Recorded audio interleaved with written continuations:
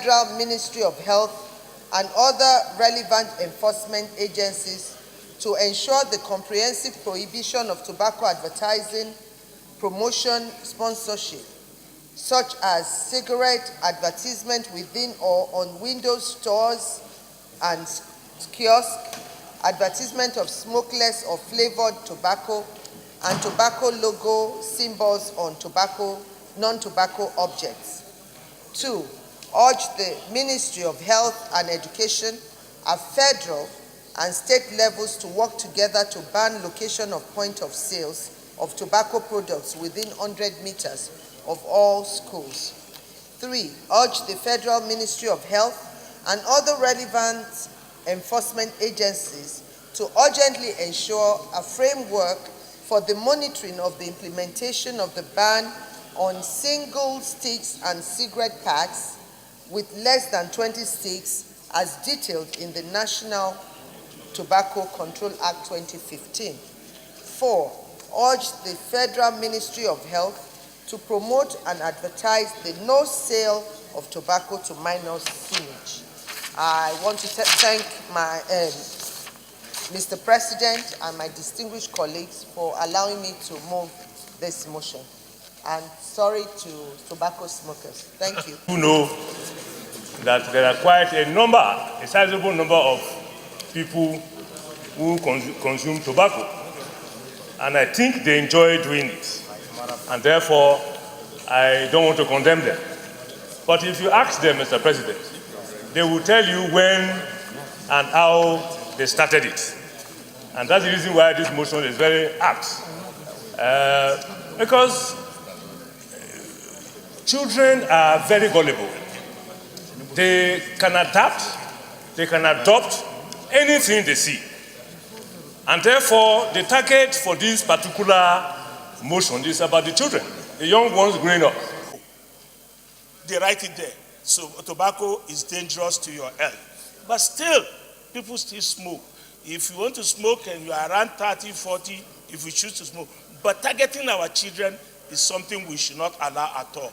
And we should take this serious and inform the law enforcement agent so that at least no matter what happens, area where the children are should be out of advertisement of tobacco.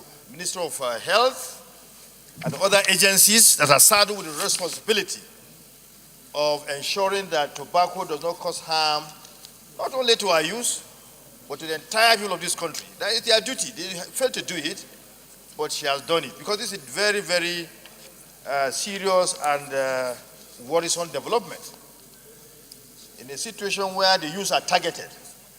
And they are very tactical in doing this thing, the tobacco companies, because they know that we have a growing population.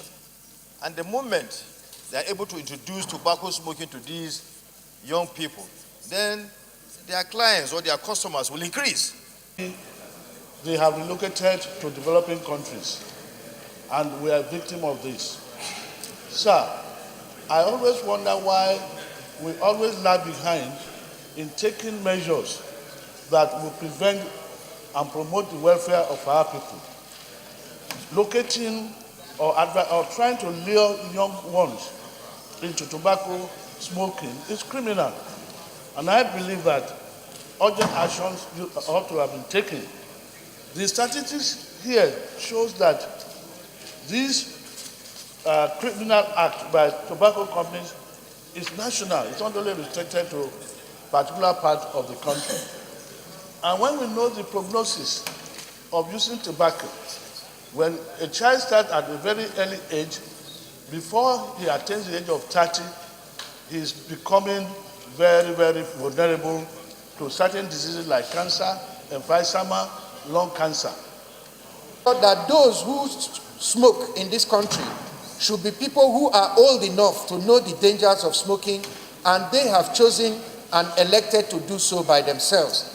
Our children cannot be lured into being customers to tobacco companies and making profit for tobacco companies at the expense of their lives and at the expense of the health of our society. It is for that. I believe that the Tobacco Control Act have also made elaborate provisions on how to protect the younger ones against some of the problems that comes with smoking. And it's unfortunate that we are here being asked again to ensure the enforcement of those provisions, because the powers of government are settled in the Constitution and they're all shared. Under Section 4 of the Constitution, the legislature, which is the Parliament, is given the responsibility of making the laws. Then Section 5 gives the executive the powers to execute the laws, and when there is any infraction, it goes to the judiciary for interpretation or adjudication. So in a situation where we've performed our duty under Section 4, and then the executive is failing their duties to enforce these laws, I believe it is very regrettable.